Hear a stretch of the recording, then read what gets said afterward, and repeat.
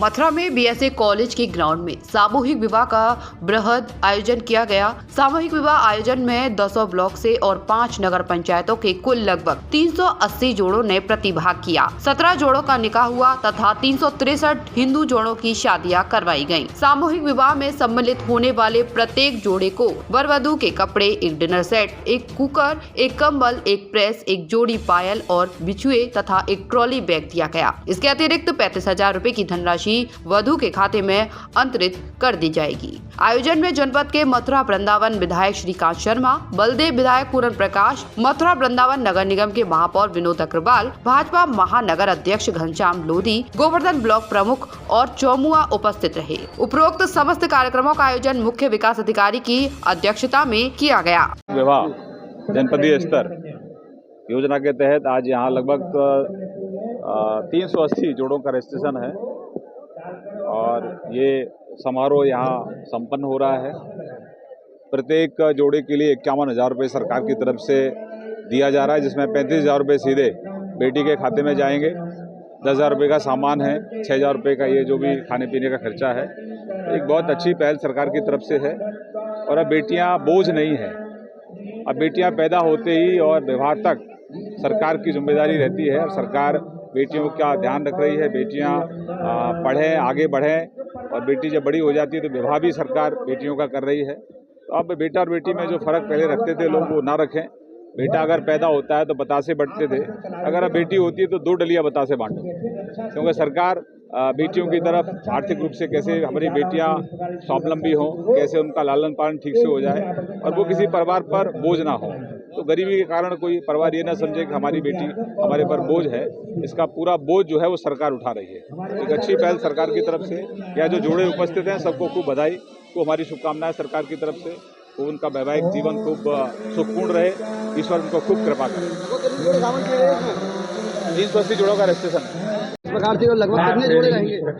उत्तर प्रदेश की जन कल्याणकारी योजनाओं के अंतर्गत जो गरीब भाई बहन है हमारे और उनकी शादी होनी है, शादी के कारण उनके ऊपर एक ऐसा खर्चा आ जाता है जिसको बैन करने में के पश्चात या बैन करने में उनको असुविधा होती है, परेशानी होती है।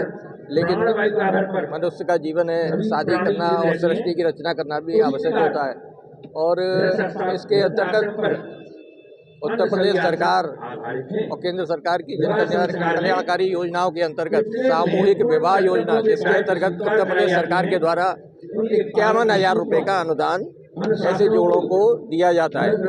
इसके अंतर्गत 35,000 रुपया वधू के खाते में डीबीटी के माध्यम से ट्रांसफर किया जाता है और 16,000 रुपया विवाह के जीवन यापन के लिए कुछ सामग्री, आवश्यक वस्तुएं और ऐसे विवाह के आयोजन के खर्चे में किया जाता है।